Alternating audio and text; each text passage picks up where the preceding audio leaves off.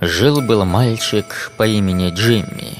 Он очень любил игрушки и особенно подарки. Приближался Новый год, и мама говорила мальчику: «Весь год ты был хорошим мальчиком, и Санта-Клаус тебя за это поощрит. Тебе очень понравится его подарок, я уверена». Интерес Джимми еще больше подогревался, и он с нетерпением ждал Новый год.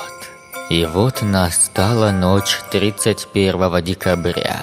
Джимми сидел у себя в комнате и играл в GTA 5, которую купил у дядюшки всего за 149 рублей в самом страшном магазине игр во всем Рунете, где можно купить PUBG, CSGO, Prime Status, GTA 5 по самым низким ценам, а также крутые игры как Rust, Overwatch, Dead by Daylight и многое другое. Переходи по ссылке в описании, если духа хватит. Раздался голос мамы с первого этажа. «Сынок, спускайся вниз. Приходил Санта и оставил для тебя под елочкой подарок». Мальчик в тот же миг побежал вниз. Под елкой он увидел коробку в яркой синей обертке и понял, что именно в ней его подарок, ведь синий его любимый цвет. Его глаза сияли от радости. Он снял обертку и открыл коробку. В ней лежала редкая фарфоровая кукла. Увидев ее, мальчик кинулся целовать своих родителей. «Мама, папа, спасибо вам большое! Где вы ее взяли? Она ведь такая редкая!» «Мы купили ее, сынок, в антикварной лавке. Эта кукла была в единственном экземпляре, и мы еле как ее заполучили. Продавец не хотел нам ее отдавать. Пришлось заплатить вдвое больше ее цены». «Вау, вы самые лучшие родители! Круто!» «Ее зовут Аннабель. С Новым годом, сынок!» Джимми достал куклу и начал ее изучать. Сзади была кнопочка. Когда Джимми ее нажал, раздался механический голос. «Я тебя люблю». Мальчик хихикнул. Когда он начал рассматривать руки куклы, он заметил, что левой рукой она показывала 2 пальца. Но как Джимми не пытался, не мог понять, что это могло бы значить. Он играл с куклой и весело смеялся. Ему даже казалось, что вместе с ним смеется и его кукла. Когда пробило 2 часа ночи, родители сказали мальчику, что уже поздно, и ему пора ложиться спать. Джимми самого уже клонило в сон, поэтому он не протестовал, а взял с собой в кровать куклу и перед сном нажал на кнопочку. «Я тебя люблю». «И я тебя». Вдруг посреди ночи мальчик проснулся от сильной жажды. Ему хотелось пить. Он открыл глаза и увидел, что его куклы нет в кровати. Джимми посчитал, что она просто свалилась на пол, и в темноте вышел из комнаты и направился на кухню. Он выпил стакан воды, и, уходя, его взгляд упал на подставку для ножей. Мальчик заметил, что одного ножа не хватало, но нашел этому объяснение. Должно быть, нож просто остался на праздничном столе в столовой с остальной неубранной посудой. Возвращаясь в свою комнату, он уловил краем уха странные звуки, доносящиеся из спальни его родителей. Подойдя к ней поближе, он услышал какое-то хлюпанье. Джимми знал правила не входить в спальню мамы с папой, так что он, как хороший мальчик, пошел в свою комнату. В сплошной темноте он лег в кровать и продолжил спать. Проснулся он утром, но не от маминого голоса, которая звала его завтракать, а от солнечного луча, который светил прямо в глаза. Мальчик посмотрел на часы. Было 12 часов дня. Он удивился, почему его не разбудила мама, как делает всегда. Затем посмотрел на пол. Куклы там не было. Непонятное чувство беспокойства зародилось у него в глубине души. Джимми вышел из своей комнаты. Идя мимо спальни, он увидел, что она была настежь открыта, но однако пуста. Приближаясь к столовой, мальчик чувствовал неприятный запах гниющего мяса, с каждым шагом усиливающийся. Зайдя в столовую, он уже не мог дышать от ужасной вони. Он видел, что за столом спиной к нему сидели его родители. «Мама! Папа!» Мальчику ответила мертвая тишина. Приглядевшись, он заметил, что никто не ест и не шевелится, а просто сидит. Сердце Джимми стучало, как 100 барабанов. Медленно он приближался к столу, обходя его. И тут мальчик закричал от ужаса. Он не верил своим глазам. За столом сидели изуродованные, окровавленные тела его родителей. Они смотрели на него застывшими стеклянными кукольными глазами с открытыми ртами и выпотрошенными животами. На тарелках лежали их собственные гниющие кишки. За своей спиной мальчик услышал знакомый механический голос. «Я тебя люблю». Обернувшись, он увидел свою куклу, которая держала в одной руке окровавленный кухонный нож, а второй показывала уже 4 пальца. «Я тебя убью». Эта страшная история произошла со мной и моей семьей около 2 лет назад. Моего брата зовут Саша. Ему на тот момент было 9 лет, а мне 15. Это было 31 декабря. Я сидел за компьютером, лазил ВКонтакте. Брат смотрел мультики в соседней комнате. Все как обычно. Вдруг мне пришло сообщение от пользователя с ником Санта-Клаус. «Привет, Борис. Готов к Новому году?» «Ну привет. Да готов уже давно». «А какой подарок желаешь обнаружить под елкой?» «Да никакой, все у меня есть. Крутые гаджеты, друзья и девушка есть. Больше мне ничего не надо». «О как! Тогда, может быть, твой братик чего-нибудь желает?» «Откуда ты знаешь, что у меня есть брат?» «Ну, как не знать его? В прошлом году машинку попросил». «Да, у него есть машинка на пульте управления. Откуда ты...» «Я все обо всех знаю.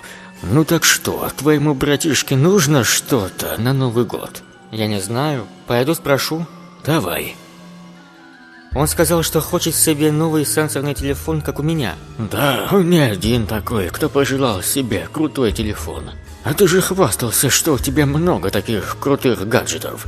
Почему ты ему не отдашь один? Да, уже дал ему свой старый телефон в школу перед сверстниками похвастаться. Он мне его разбитым вернул. А, ну понятно. Тогда, значит, сегодня Сашенька будет уже играться с новым телефоном. Да он его сразу расхерачит. Я считаю, что в этом году Саша будет обращаться с новыми вещами аккуратнее. Я к вам приду в полночь. Уверен, Сашенька будет рад меня видеть. Да я не верю в волшебство, это всего лишь сказка. На этом наш диалог закончился. Мне стало интересно узнать, а что, собственно, делает Санта-Клаус на просторах интернета ВКонтакте. Я перешел к нему на страничку, полистал ее. Нашел только кучу записей про Новый год, подарки и прочее. И ничего другого. Скучно мне стало ВКонтакте, вот я решила посмотреть новогодний фильм «Один дома». Весь оставшийся день мы с родными провели в подготовке к празднику. Обычно ночью перед Новым годом я люблю играть с друзьями до самого посинения. Так случилось и в этот раз. Мы собрались, погуляли, пообщались, поиграли, и я уже окончательно замерзнув, решил, что пора бы уже идти домой, чтобы успеть к полуночи и встретить с роднёй Новый год. Минут через 7 я стоял уже возле своей квартиры.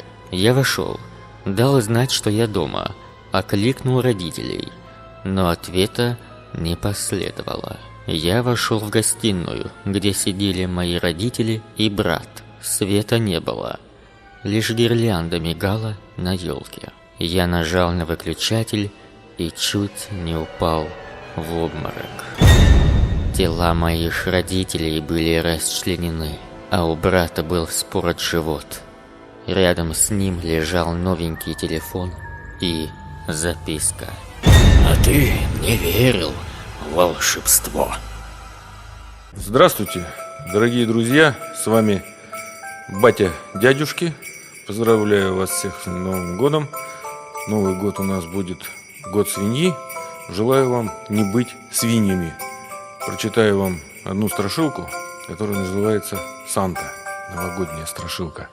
Мальчики сидели на вершине большой снежной горки, которую все утро строили вдвоем перед домом. «Я так боюсь, что ко мне в этом году Санта опять не придет», — грустно сказал тот, которого звали на букву «А». И, сняв промокшие варежки, стал дышать на свои порозовевшие ладошки. «А я, наоборот, боюсь, что он придет», — изумленно пролепетал его друг, которого по забавному стечению обстоятельств называли на букву «Б». То, что может влезть в печную трубу, может оказаться совсем не Сантой. И я тебе расскажу одну вещь, только ты никому не говори. Не буду. Мальчик на букву «А» нетерпеливо замотал головой. Обещаю. Тогда слушай. И он стал рассказывать. Историю, которую рассказал мальчик на букву «Б», произошла не так давно в семье, где никто не верил в Санту. Никто, кроме самого младшего сына. «Санты не существует», — уверяли его братья. «Это родители засовывают твои подарки в носок, пока ты дрыхнешь, лопух». Но мальчик им не верил и продолжал ждать. И вот, однажды глубокой рождественской ночью, когда за окном бушевала снежная буря, а дом был полон таинственных скрипов и шорохов, глаза мальчика распахнулись. В первый раз он проснулся вовремя, как раз к приходу Санты. На часах была полночь. Вьюга выла и стучала в окно, но мальчик не боялся, он хотел встретить Санту. Подойдя к двери, он прислушался, чтобы убедиться, что все давно спят. В темном коридоре зашуршали шаги. «Санта так не ходит», — решил мальчик. Учительница в школе рассказывала, что он очень толстый или еле пролезает в печную трубу, и у него большие нечищенные сапоги, которые воняют, как старые носки, которые наверняка стучат погромче, чем у обычных людей. Выглянув за дверь, мальчик никого не обнаружил и решил спуститься вниз. Пробежав по скрипучим ступенькам, он замер. В гостиной горел свет, у камина стояла его сестра и, похоже, проверяла, появились ли уже их подарки. Мальчик собрался было напугать ее, резко подбежав и хлопнув ее по заднице. Но вдруг в печной трубе что-то зашуршало. Девочка пошатнулась и с громким стуком упала на пол, прямо на жопу. Из камина показалась голова в красном капюшоне. «Санта?» – спросил мальчик, но ему почему-то не хотелось бежать навстречу и приветствовать гостя. Он вжался в стену и старался не дышать. Сестра мальчика неподвижно лежала на спине. Санта выполз из камина, как ящерица, и поднялся на ноги. Он не был похож на персонажа сказок, которые читала им учительница. Очень высокий и худой, в длинном красном плаще с капюшоном, закрывающим лицо. Он был похож на нечто злое и страшное, что дети подразумевают таящимся в подкроватной тьме, в недрах стенного шкафа или во мраке чердака. Мальчик дрожал от страха и чуть не плакал. Он боялся пошевелиться, вдруг чудовище его заметит, повернется в его сторону и покажет ему свое ужасное лицо. Тогда он точно умрет от страха или на худой конец обоссытся. Но чудовище не замечало мальчика. Оно потянулось когтистой лапой к его сестре, все еще лежащей без сознания. Схватив девочку одной рукой за плечо, а другой за ноги, оно согнуло ее тело пополам, соединив затылок со ступнями. При этом раздался такой страшный хруст, что мальчик чуть было не вскрикнул. Перекинув покореженное тело девочки через плечо, как мешок, чудовище уже нагнулось, чтобы обратно забраться в печную трубу. Но ноги мальчика вдруг соскользнули с последней ступеньки и с грохотом опустились на пол. Чудовище замерло и обернулось. Мальчик сделал торопливый шаг назад, его глаза заволокло слезами, в горле неприятно застрял крик. Капюшон соскользнул с лысой головы, и черно-зеленое чешуйчатое лицо стало злобно вглядываться горящими желтыми глазами в темноту коридора, как раз туда, где притаился испуганный мальчик, чье сердце стучало, как 100 барабанов. Он чувствовал, что скользкий и липкий взгляд чудовища шарит по нему, как руки слепого, старающегося нащупать, что там впереди. Мальчик уже приготовился к смерти, к жуткому хрусту собственных костей, который будет последним, что он услышит в своей короткой жизни. Но вдруг существо резко отвернулось и скрылось в каминной дыре. У мальчика потемнело в глазах, и он почувствовал, что падает. Утром он проснулся в своей мягкой кровати и не смог вспомнить, что за кошмар ему приснился. Спустившись вниз, он обнаружил наполненные подарками носки, висящие над камином, и братьев, сидящих на полу в окружении разноцветных оберток. Он подбежал к камину и снял с крючка носок, на котором было вышито его имя. Усевшись на диван, мальчик опустошил свой носок и очень удивился, когда нашел среди конфет и шоколадных зайцев Небольшой круглый кусок угля. Он сразу же показал его папе, но он лишь рассмеялся, сказав, что Санта приносит уголь самым непослушным мальчикам. Позже родители решили разбудить его сестренку и в ужасе обнаружили, что девочки нет в ее комнате. Еще позже, уже после того, как ее изуродованный, обглоданный труп нашли висящим на главной городской елке, мальчик заметил на куске угля, который почему-то все время носил в кармане, выцарапанную надпись, после прочтения которой пришел в ужас и все вспомнил. «Какую надпись?» — испуганным шепотом спросил мальчик на букву «А». Ты только представь, как огромная ящерица в красном плаще перепрыгивает с одной крыши на другую, выбирая, в чью трубу сегодня влезть.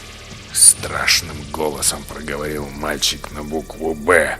«Какую надпись?» — повторил мальчик на букву «А». «Ужасную!» Мальчик на букву «Б» скатился с горки, отряхнулся От снега. и зашагал к своему дому, оставляя своего друга с досадой глядеть ему вслед. «Ха! И совсем не страшно!» — крикнул мальчик на букву «А» и, неуклюже съехав с горки, ринулся домой, где уже вовсю шли приготовления к праздничному ужину. Снежной рождественской ночью мальчик на букву «Б» распахнул глаза. Голые ветви деревьев, похожие на скрюченные пальцы, царапали оконное стекло.